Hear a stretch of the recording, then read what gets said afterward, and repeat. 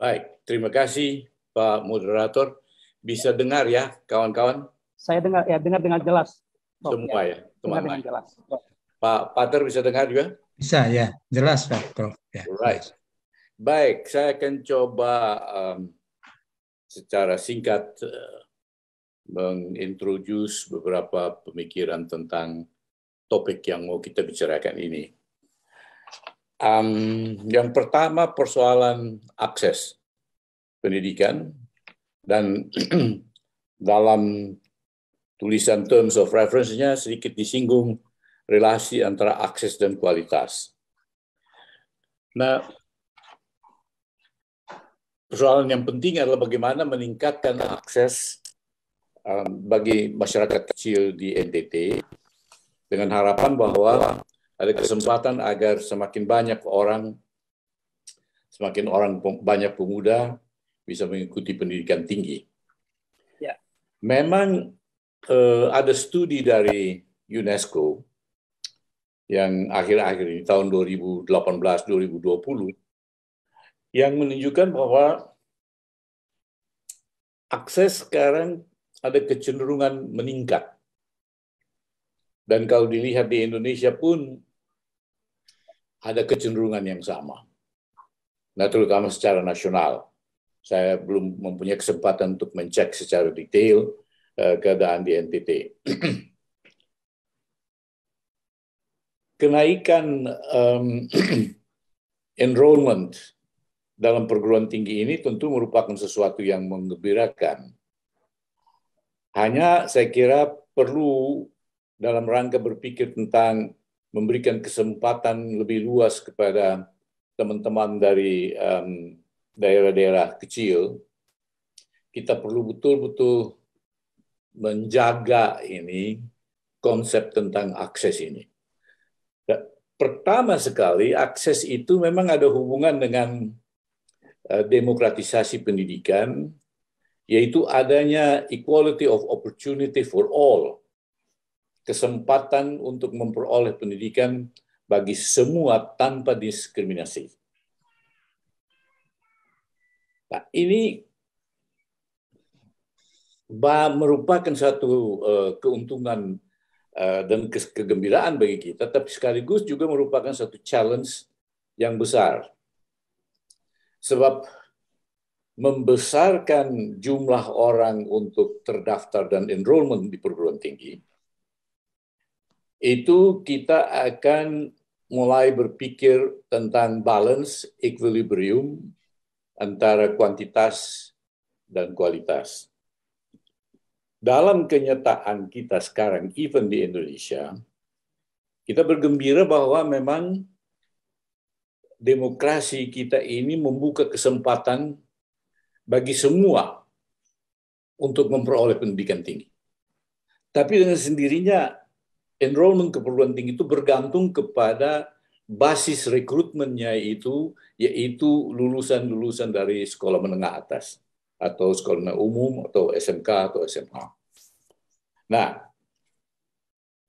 di NTT ada sedikit persoalan, oleh karena tidak terlalu banyak lulusan SMP yang masuk ke level SMA. Yang kedua, kita mempunyai persoalan yang sangat besar, oleh karena sebagian besar lulusan SMK misalnya, itu lebih banyak menganggur daripada mendapat pekerjaan atau memperoleh pendidikan. Ini menunjukkan beberapa soal yang harus kita tangani dengan baik. Kalau tidak terlalu banyak yang memasuki SMA, kita harus cari tahu dengan baik mengapa persoalan itu. Apakah ada apa yang disebutkan enrollment gap, yaitu memang orang tidak bisa memenuhi persyaratan SMA supaya bisa masuk di sana, tetapi menerima siswa masuk ke dalam perguruan tinggi itu juga harus diimbangi dan diikuti dengan apakah ada jaminan bahwa dia akan memperoleh layanan pendidikan sebegitu macam baik agar supaya enrollment gap dan graduation gap ini tidak menjadi besar. Jadi berarti yang masuk itu mesti memperoleh proses yang dijamin supaya bisa lulus dengan keinginan yang kita punya. Nah, di kita persoalan equality, walaupun belum 100%, tapi persoalan equality di kita ini tidak diimbangi dan tidak direncanakan dengan baik untuk memang memagar dan menjaganya itu dengan equity. Equality itu persamaan hak, persamaan kesempatan. Equity ini persamaan jaminan untuk memperoleh layanan pendidikan yang berkualitas, sehingga orang yang masuk itu memang memperoleh pendidikan yang diinginkan untuk bisa memenuhi persyaratan-persyaratan tertentu. Di kita ada persoalan ini, dan melihat keadaan di NTT sendiri, saya kira ini perlu menjadi catatan bagi kita, bagi Flow Bamora Talks, agar supaya memang kita perlu kejar hal ini. Apakah memang equality of educational opportunity itu berimbang baik dengan equity? Jadi perimbangan equality dan quality ini hanya bisa diimbangi oleh efisiensi internal dari perguruan tinggi itu equity. Nah, di sini kita punya homework yang sangat penting sekali. Sebab banyak lulusan-lulusan kita juga itu yang ya mungkin karena terbatasnya lapangan pekerjaan, tetapi juga apakah memang sudah memenuhi semua standar yang diinginkan sebagai suatu tingkatan pada pendidikan tinggi yang memang kita inginkan. Belum lagi jikalau kita menggunakan benchmark dengan persyaratan-persyaratan dan standar-standar kualitas yang global. Hal ini harus menjadi pertanyaan bagi kita oleh karena kita tidak bisa meneruskan kebiasaan dan keadaan kita ini untuk hanya berpikir tentang lulusan perguruan tinggi di NTT dan bergembira dan berbahagia dengan itu saja.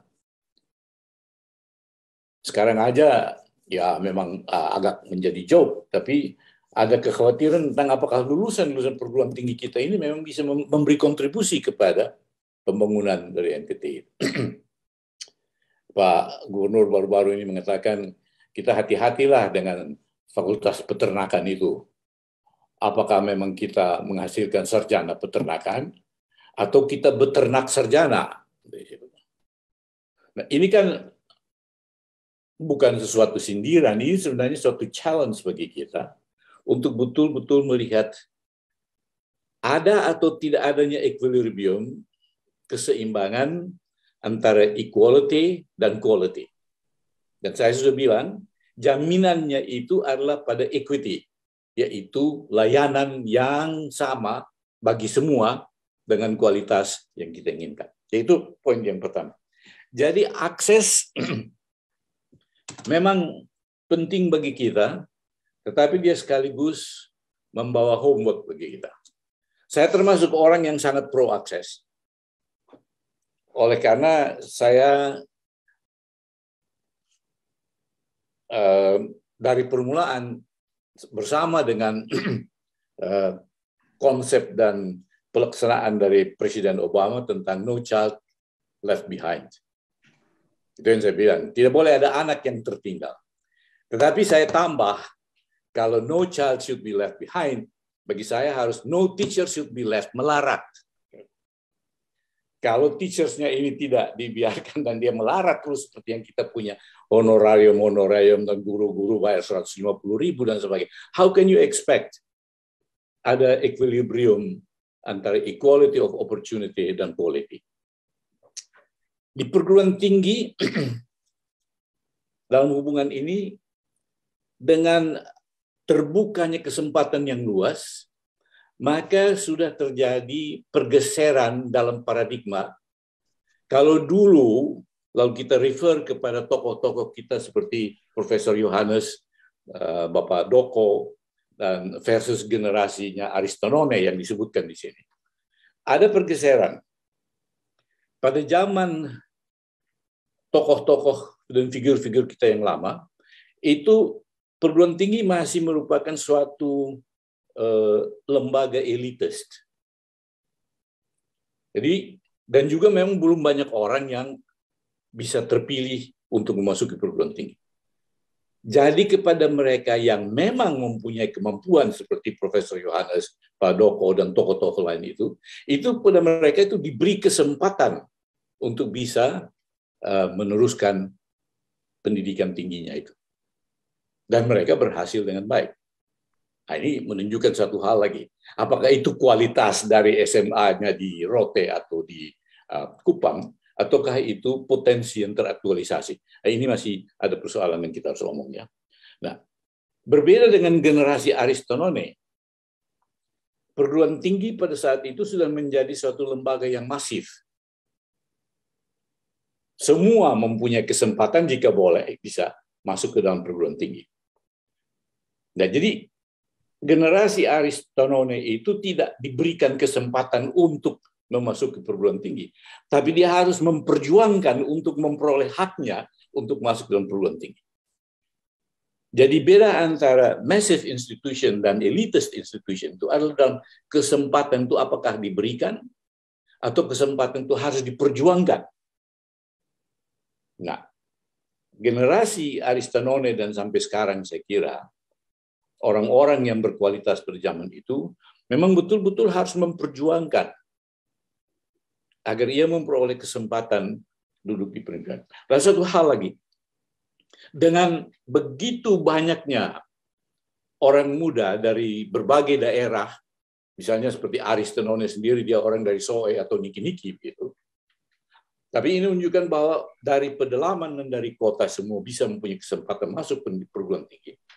Maka itu datang juga bersamaan dengan diversifikasi dari latar belakang yang macam-macam. Diversified cultural, social, economic, financial, dan academic serta educational background.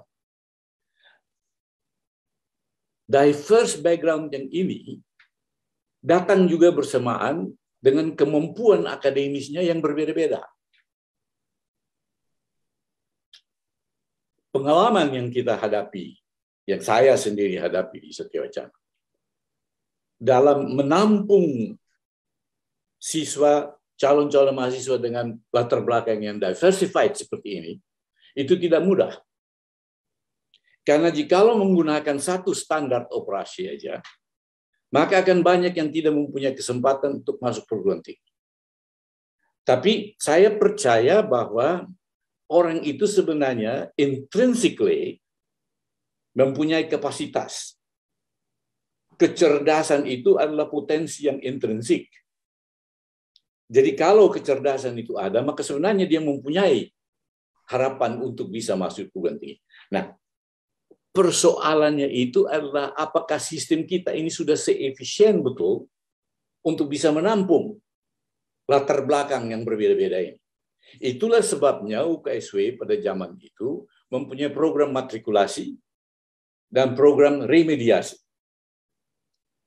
Agar supaya keterbelakangan, ketertinggalan antara proses pendidikan dari Salatiga dan luar Salatiga ini bisa diangkat untuk mengikuti satu standard performance yang memang sudah merupakan standar yang ada di sana. Dan ini bukan soal NTT saja. So kita tahu bahwa dari studi-studi yang ada itu, memang hampir jumlah yang besar itu yang masuk pada tahun pertama di perguruan tinggi itu, termasuk pada low order, mereka yang mempunyai low order thinking skills. Padahal suatu program universitas itu membutuhkan mereka yang mempunyai high order thinking skills. Low order thinking skills ini beroperasi dengan tingkat kognitif yang rendah, sangat bergantung kepada dosen, tidak mempunyai inisiatif untuk berkembang. Jadi ini menghambat proses kemajuan itu. Ini yang harus diintervensi. Jadi dengan ini saya mau bilang, teman-teman, kita harus memperjuangkan akses, tetapi itu dia membawa tanggung jawab tersendiri. Agar supaya kita jangan lupa tentang soal seperti itu. Latar belakang, sudah habis waktu kah? Ya, Prof. Sudah mencakup satu poin lagi, mungkin Prof bisa singkat aja tentang peran komunitas, Prof. Peran komunitas untuk meningkatkan akses.